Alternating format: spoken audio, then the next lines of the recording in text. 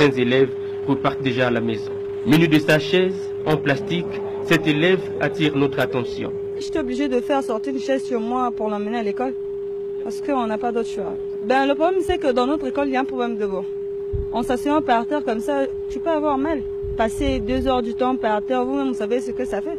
Devant ce manque, un commerce secret. Cette femme fait louer ses chaises, moyennant 50 francs CFA. Près de 100 chaises en plastique, chaque jour de lundi à vendredi, sont mises à la disposition des élèves. La dame qui vient de parler tout à l'heure, là, c'est lui qui fait louer les chocos aux enfants. 50 francs par pièce. Dans les salles de classe, visiblement, l'implex se confirme. Ici, les cours sont dispensés dans des mauvaises conditions, au collège comme au lycée. Nous sommes nombreux, nous sommes environ 192 élèves. Il nous manque les tables bancs, l'espace également est insuffisant. La preuve, on est là. Ça, c'est ma chaise, je l'ai ramenée de la maison, depuis la maison.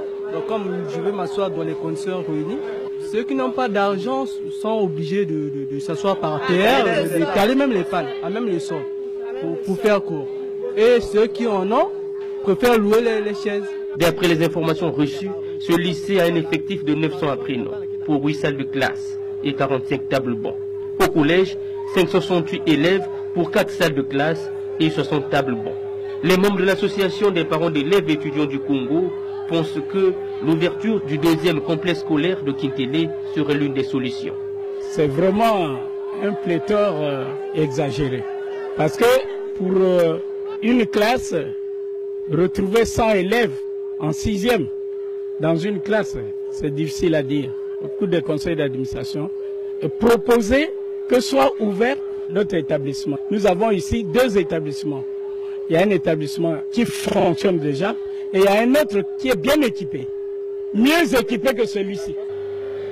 Au moment où les élèves du complexe scolaire de Kintélé se plaignent du manque de tables bancs, ici, dans la cour de l'INGAP, Institut national de recherche et d'action pédagogique, plusieurs tas de planches traînent depuis plus de 3 ans.